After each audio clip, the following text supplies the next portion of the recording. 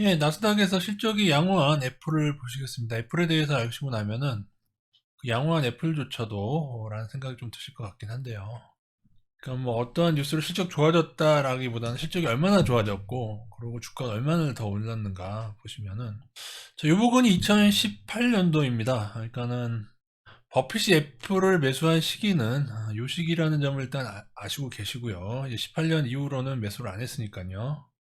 그리고 버핏은 지난번에 20년도에 이때 팔았다고 했죠. 그 이후에 사지 않았습니다. 그냥 애플이 오르고 다른 주식을 버핏이 팔아가지고 그 주식 내에서의 투자 비중이 올라갔을 뿐이지. 근데 그 뉴스를 가지고 자꾸 버핏이 매수한 것처럼 얘기하는데 절대로 그렇지가 않고요. 그러면 18년 이후에 얼마 정도가 올랐느냐 하면은 한 45불, 50불 정도에서 얼마 전에 한 180불 가까이 찍었죠. 그래서 주가 4배 정도 상승. 물론 이제 좀 떨어져가지고 한 160, 한 170불 정도 되는데, 그렇다고 해도 여튼 3배 이상은 상승이 된 겁니다. 이걸 50불이라고 친다고 하더라도요. 3배에서 4배 사이에 상승이 있었다. 그리고 이 기간 동안 과연 실적과 다른 것은 이 정도로 좋아졌는지, 그리고 만약에 나스닥 약세장이 시작돼서 하게 되면 어느 정도까지 떨어질 수 있는지, 지금 실적이 좋아진 걸 감안할 때요. 어쨌든 올해 실적 발표 후에 또 급등을 했는데 그때는 전년 동기 대비 11% 증가한 이 정도라는 걸 일단 알고 계시고요. 작년 4분기에. 일단 13년도부터 보시게 되면은 매출 이쪽이 13년도고요. 이쪽이 21년도 9월달까지 작년 9월까지인데 13년도 대비해서는 매출은 거의 한 2배가량 늘어났고요. 중요한 건 영업이익일 텐데 영업이익도 거의 2배가량 늘어났고요. 순이익은 2배가 조금 넘네요. 그죠? 이렇게 됐고. 18년도부터가 중요하겠죠. 18년도부터 거의 3, 4배가 상승했는데, 18년도부터 보면은 좀 떨어지죠. 영업이익은 한 50% 정도 증가된 거고요. 2배가 한다. 이것도 50%보다 높겠는데 2배는 되지가 않죠. 그죠? 그래서 결론은 18년도 대비해서 순이익으로 좀 후하게 쳐줘도 한 5, 60% 정도 순이익은 좋아졌는데 주가는 3, 4배 정도가 올랐다. 그렇게 보시면 됩니다. 이게 과열인가 아닌가 그걸 판단해 봐야 되는데 실적 대비 주가가 과열인지 아닌지 판단하는 것은 이제 PER 지표죠. PER을 보시면은 이제 여러분이 잘 아시게 됩니다. PER의 뭐 업종 평균을 뭐 다 그때그때 변해서 좀 그렇게 한데 대체적으로 보면은 그래서 이걸 뭐 일괄 비교하는 근데 PBR 한 2하고 PER 한 20 정도 되면은 뭐 적정으로 보는 경우가 많이 있죠. 이것도 업종 따라 다르고 다 다르지만요. 2013년도부터 PER, PBR을 비교해 보시면은 23년도고 21년도인데요. 이거는 PER이 11에서 지금 25 정도로 높아진 상태고요. PBR은 무려 10배가 증가됐습니다. 그래도 PBR이 10배 정도 증가될 정도의 주가가 이렇게 올랐는데도 불구하고 PER은 2배뿐이 오르지 않았다는 것은 그나마 양호한 건데 여러분이 요 자체가 9월까지고 4분기가 전년 동기 10% 정도 했으면 여기서 크게 차이는 안 날 것 같습니다. 뭐 조금 줄어봐야 뭐 20, 뭐 조금 더 요걸 줄어들 수는 있지만 그래도 어쨌든 20대 초반일 것 같고요. 그냥 간단하게 여러분 다시 13년도 이때가 여러분 금융위기나 무슨 뭐 그런 폭락장이나 급락장은 아니었지 않습니까? 그래서 늘 요 정도를 유지하는 것도 요 정도 우리나라 이거보다도 훨씬 더 저평가된 데들 많아요. 이 정도도 뭐 이 정도면 좀 저평가 얘기를 할 수 있겠죠. 뭐 PER 11 정도면 12 정도면은 발전한다는 전제하에 뭐 PBR은 그렇지 않지만은 늘 여러분은 이 정도까지 떨어질 수 있다고 생각을 하셔야 됩니다. 그렇게 되면 어떻게 돼요? 한 정확 반타작은 더 떨어져야죠. 왜냐면 이걸 봤을 때 PER이 10 아래로 가도 PBR이 워낙 높았기 때문에 13년도 정도에 회귀한다면 마이너스 50% 정도를 각오해야 된다.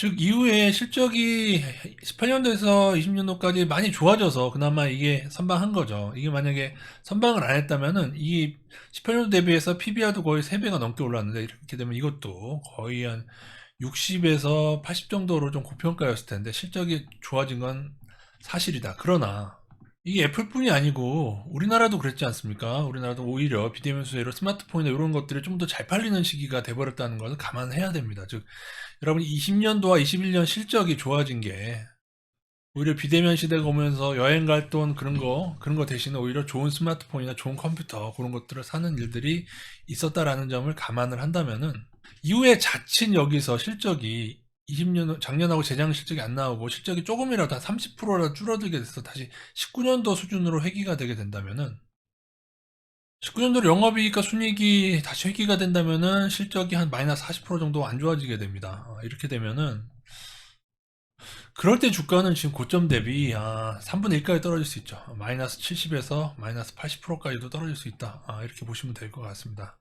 물론 이것이 좀 장이 안 좋아지고 그런 이제 뭐 전체적으로 나스닥이 안 좋아지는 상황을 감안한 것이긴 한데 지금 실적을 유지해도 아까 보여드렸다시피 마이너스 50% 정도는 충분히 가능한 구간이고요. 그리고 물론 이제 실적이 이 정도의 수준으로 작년, 재작년 좋아졌듯이 19년에서 20년 좋아진 이 정도 수준으로 계속 좋아진다고 하면은 그래도 제가 볼 때는 마이너스 3, 40%는 떨어져야 되지 않는가 그 정도로 보여집니다. 근데 이게 뭐예요? 나스닥에서 굉장히 양호한 애플이 이 정도라고 하는 거예요. 굉장히 양호한 애플이 이 정도다. 또 하나 향후 시장의 변수는 무엇이냐?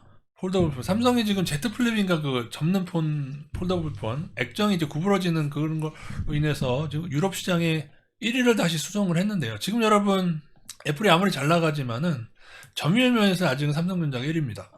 지금 점유율 보이시죠? 애플과 삼성에서 이렇게 아직은 하고 지금 중국이 지금 엄청난 추격을 지금 해오고 있는 게 또 사실이고요. 물론 이제 삼성과 얘네들은 아주 저가 폰이고 삼성은 중저가 폰이고 애플은 고가 폰이긴 합니다. 예. 그래서 순익 차이도 있는 것이고요. 그러나 삼성에 있어서 이 점유율이 높다고 하는 그 자체는 애플도 애플페이나 어떤 소프트웨어나 그 안에서 다른 소프트웨어적인 수익을 걷어가는 것처럼 삼성도 그런 것에 대한 또 삼성이나 얘네들도 그런 것에 대한 기회가 늘어난다 정도로 보시면 될 것 같습니다. 그리고 제가 볼 때는 폴더블 폰은 향후에 지금 우리나라랑 중국이 거기에 좀 많이 투자를 하고 애플은 이제 오히려 롤러블 쪽으로 좀 생각하고 있다는 뉴스가 있긴 한데 거기에 대해서 나중에 어떤 결과가 나올지 폴더블 기술은 또 하나의 변수가 될 것이다. 사실 폴더블로 인해서 스마트폰 시장에는 새로운 바람이 불고 있는 것과 마찬가지입니다. 스마트폰 시장의 변화는 매우 빨라가지고요. 사실 10년 전만 해도 노키아가 1위였죠. 노키아가 1위고, 노키아가 이제 사그라들면 애플이 1위를 차지했어야 되는데 점유율에서 삼성이 치고 오른 겁니다. 향후에도 중국 애들이 어떻게 치고 오를지, 삼성이 어떻게 될지, 애플이 어떻게 될지 사실은 아무도 모른다. 물론 버핏이 이런 독점성에 대한 내용을 애플 이래서 좀 좋다고 얘기한 게 있습니다. 자동차 한 대를 살 정도의 충성심으로 좀 뭐 여러 가지를 애플을 좀 오래 쓴다고 하게 되면은 애플에 대한 이런 충성심이 있어서 이런 독점성을 좋게 본다. 그리고 버핏은요, 그리고 아까 보셨다시피 영업이익이 좋아지는 걸 그걸 굉장히 중요시합니다. 그래서인데 제가 볼 때는 2020년도에 애플을 일부 매도하고 실수라고는 말을 했지만 제가 볼 때 올해나 내년에 매도를 저는 이어갈 걸로 봅니다. 이런 밸류에이션에서 버핏이 추가 매수를 하거나 여러분이 아까 보셔도 18년 이전보다도 PER, PBR이 많이 높아졌잖아요. 그리고 이후에 매도를 하게 된다면 버핏이 무슨 핑계가 될까 생각해 봤는데 아마도 이런 핑계를 대고 팔겠죠. 포트폴리오가 너무 하나에 편중되어 있는 것 같다라든지 아니면은 조정을 위해서 아니면 애플카에 대한 우려가 있다. 애플카에 대해서는 좋게 안 보고 계시더라고요. 그래서 애플은 자기가 많이 팔기 전까지는 절대 나쁜 얘기 안 합니다. 버블이다 그런 얘기도 안 하고. 그런데 사실 애플의 지금 버크셔에서의 그걸 보면은 지금 현금 비중이 상당히 높은 상태고요. 애플은 올라서 비중이 커진 것이고 다른 주식을 팔아서 주식 내의 비중이 높아진 것이지 결코 18년 이후에 추가 매수한 게 절대로 아닙니다. 오히려 2020년도에 매도를 했다. 여러분이 알고 계시던 애플에 대한 상식과 다르죠. 근데 이게 뭐다? 나스닥에서 제일 양호한 애플이 PBR이 36이다. 이게 팩트입니다, 여러분.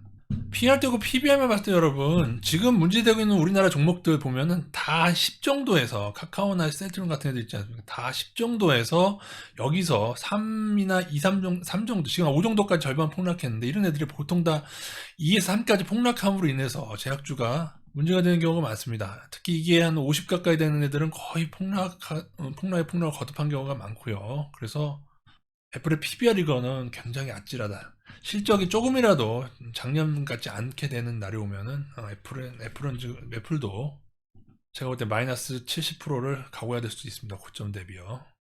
실적이 제일 양호한 애플이 이 정도고요. 근데 저는 구글은 좀 낮더라. 구글은 PBR이 한 6에서 7 정도라서 차라리 전 독점성 면에서 유튜브 구글이 차라리 그나마 좀 낮고요. 그리고 양호하다고 하는 애플이 이 정도니 다른 종목 테슬라나 다른 종목들은 큰일 났다. 그렇게 보시면 되겠습니다. 이상입니다.